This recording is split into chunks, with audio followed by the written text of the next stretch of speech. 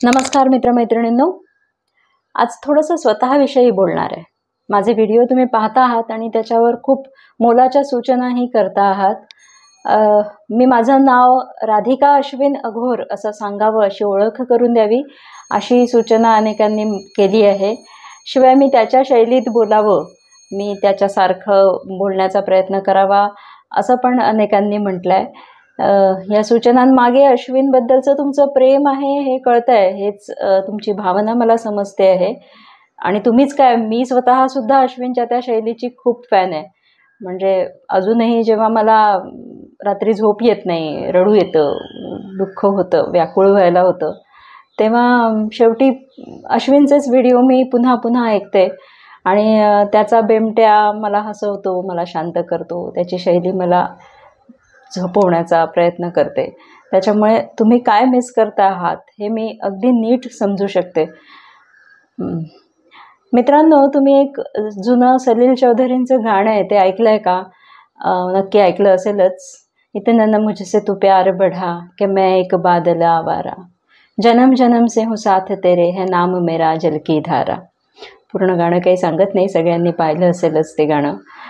पण त्या गाण्यामधलं जसं नातं आहे ना, आवारा बादल आणि जल की धारा, अश्विनचं आणि माझं मैत्र तसंच आहे, तंतोतंत तसंच आहे। म्हणजे आम्ही एकमेकांचे स्वभाव, एकमेकांचे गुणधर्म, एकमेकांच्या आवडीनिवडी या छान एकमेकांसोबत ॲक्सेप्ट केल्या होत्या। आम्ही कधीही एकमेकांना बदलवण्याचा प्रयत्न केला नाही। उलट त्यांनी जे केलं त्यात आणि मी जे केलं त्यात, इतक्या वर्षांच्या सहवासात आम्ही एकमेकांना पूर्ण समरसून साथ दिली। जे केलं ते वेगळं, पण आमची व्यक्तिमत्व वेगळी होती आणि ती एकमेकांना पूरक होती। तर तसं आमचं नातं आहे। त्यामुळे अश्विनचं हे चॅनल चालवताना त्याच्यासारखं बोलावं, त्याचं नाव घ्यावं असं मला नाही वाटत। कारण की राधिका आहे तिथे अश्विन आहेच, हे चॅनल त्याचंच आहे आणि म्हणूनच ते माझं आहे। खरं तर राधिका हे माझं नावही त्यानेच ठेवलेलं आहे। त्याच्यामुळे माझ्यासोबत अश्विन नक्की तुम्हाला दिसेल। हे कडं जे मी घालते त्याचं, तेव्हा तो माझ्यासोबत हात धरून बसला आहे असं मला वाटतं आणि छान वाटतं। तेव्हा त्याची शैली आत्मसात करावी असं खरंच वाटत नाही, पण त्याचे काही शब्द घेण्याचा मी प्रयत्न करीन। ते नॅचरली आले तर जास्त चांगलं होईल असं मला वाटतं।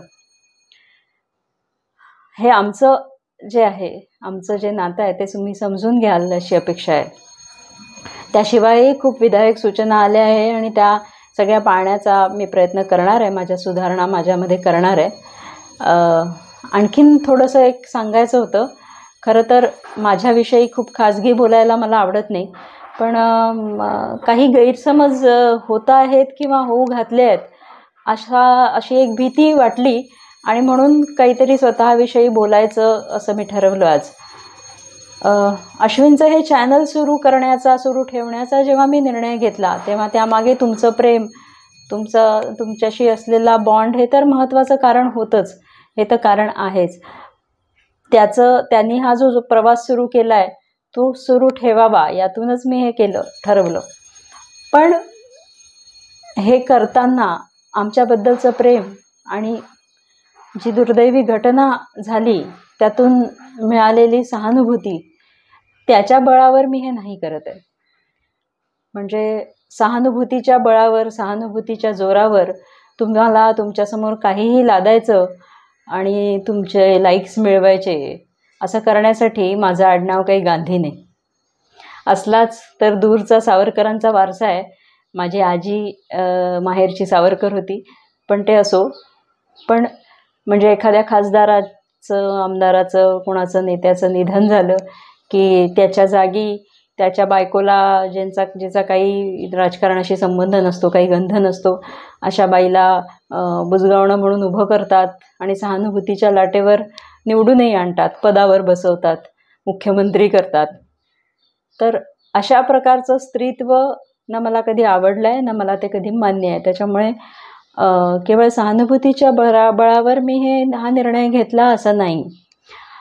तर मी हे करू शकीन असं मला वाटलं, म्हणून विचारपूर्वक मी हा निर्णय घेतला.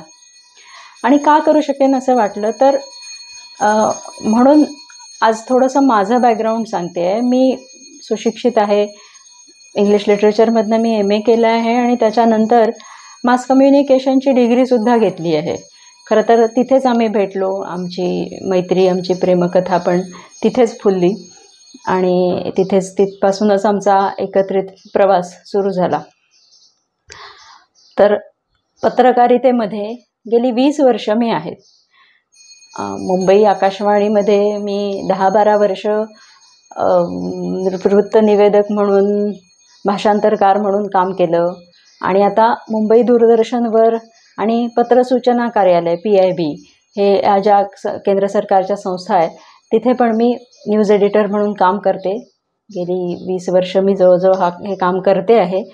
तो अनुभव मला आहे आणि त्यामुळेच थोडीफार राजकीय समजही मला आहे. जसं मी माझ्या कम्युनिटी पोस्टमध्ये लिहिलं होतं की आम्ही दोघं अनेक विषयांवर सतत चर्चा करायचो. सकाळी उठून चहा घेता घेता पेपर वाचत त्याच्यावर चर्चा करणे हे आमचा नित्यक्रम होता, आमचं आवडीचं गोष्ट होती. मी ते अर्थातच खूप मिस करते. पण या अनुभवाच्या बळावर मी इथे आली. प्रेझेंटेशन हे मला कधी आवडलं नाही. प्रेझेंटेशन हा माझा काही आवडीचा भाग नाही. लेखन, वाचन ह्या माझ्यातल्या गोष्टींमध्ये मी खूप रमते, पण प्रेझेंटेशन मला करणं काही माझा प्रांत नव्हता. आणि म्हणून आणि शिवाय याच्याशी संबंधित ज्या टेक्निकल गोष्टी आहेत त्याही मला अजिबात कळत नाही. म्हणूनच माझ्या पहिल्या व्हिडिओमध्ये मी तुम्हाला थोडासा वेळ मागून घेतला होता की हे सगळं शिकण्यासाठी मला वेळ हवा आहे. कारण आता परिस्थितीनुसार जसं मला सौमित्रची आई आणि सौमित्रचा बाबाही व्हायचं आहे, तसंच या छोट्याशा का होईना पण या सार्वजनिक जीवनात पण मला अश्विनची भूमिका पार पाडायची आहे. अश्विनचं प्रतिनिधी म्हणून इथे यायचं आहे असं मी ठरवलं होतं. पण त्यासाठीची पूर्वतयारी, त्यासाठीची मेहनत मी आधीही घेतली आहे आणि नंतरही घेत राहीन. माझा जॉब जरी कॅज्युअल स्वरूपाचा असला तरी तो मी इतकी वर्ष गांभीर्याने केला आहे आणि पुढेही इथेसुद्धा मी अभ्यासोने प्रकटावे याच्यावर माझा विश्वास आहे आणि मी ते करत राहणार आहे. त्याच्यामुळे असं नका समजू की मी केवळ सहानुभूतीच्या भरोशावर इथे आली आहे. मी थोडी स्थिरावल्यावर माझ्या व्हिडिओवर तुम्ही कठोर परीक्षण केलं, माझ्या कमेंट्स, माझ्या राजकीय विश्लेषणाबद्दल तुम्ही बोललात तर मला आवडेल. ते तुम्ही करा, नक्कीच करा. पण केवळ मी स्त्री आहे किंवा कदाचित केवळ गृहिणी आहे वगैरे असं समजून मी राजकीय विश्लेषण करूच नये. मी काहीतरी हलके फुलके विषय घ्यावेत किंवा मी आमच्या नात्याबद्दल बोलावं असं नाही करणार मी. माझं राजकीय विश्लेषण नाही आवडलं तर तुम्ही तेच नक्की सांगितलेलं चालेल मला, पण मी स्त्री आहे म्हणून मी त्यात पडू नये असं नका समजू. उलट या चॅनलवर आणखीन माझ्याही आवडीचे जे ॲडिशनल विषय आहेत ते पण घेण्याचा मी प्रयत्न करणार आहे. कधी पुस्तक परीक्षण करेन, कधी एखाद्या सिनेमाविषयी बोलेन किंवा काही मुलाखती पण घेण्याचा माझा विचार आहे. काहीतरी मी नक्की करेन, सस्टेन करेन. या सगळ्या ह्याच्यामध्ये मी पूर्ण तयारीनिशी उतरेन.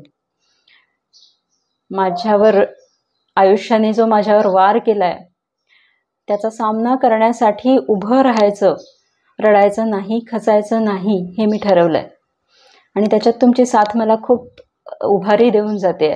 ती साथ तशीच ठेवा. फक्त माझ्या वैयक्तिक आयुष्याबद्दलच्या काही गोष्टी सांगून सहानुभूती मिळवणं हे मी नाही करणार.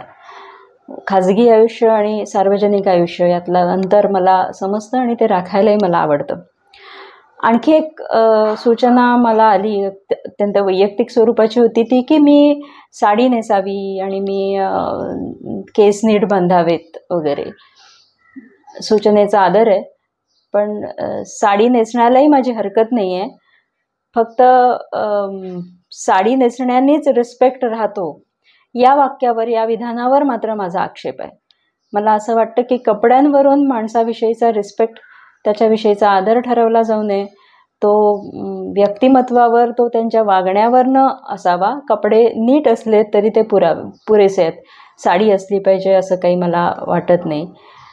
शिवाय ज्या परिस्थितीत मी उभी आहे, ज्या परिस्थितीत मी हे सगळं करते आहे, त्या परिस्थितीत माझ्याकडनं सुंदर प्रेझेंटेशनची अपेक्षा करणं म्हणजे जरा क्रूरच गोष्ट आहे असं मला वाटतं. कारण हे सगळं खूप सोपं नाही आहे माझ्यासाठी उभं राहणं, पण मी उभं राहण्याचं ठरवलं आहे. खरं तर या सगळ्या किरकोळ गोष्टी आहेत, याच्याबद्दल वेगळा व्हिडिओ करावा अशी खरं गरज नव्हती. पण आपल्या नात्याचा प्रवास आत्ताच कुठे सुरू झालेला आहे, त्याच्यामुळे त्या प्रवासामध्ये गैरसमजाचा किंवा काही गृहीत धरण्याचा जरासाही ओरखडा राहू नये अशी माझी इच्छा होती. म्हणूनच हे सगळं सांगितलं. आणि अश्विनला काय आवडेल, त्याला मी कशी आवडेन, हे मला सगळ्यात जास्त कळू शकेल असं मला वाटतं. आणि तो आपल्यातला दुवा आहे, त्याच्यामुळे त्याचा सन्मान आपण ठेवूया एवढीच विनंती. आता थांबते. नमस्कार.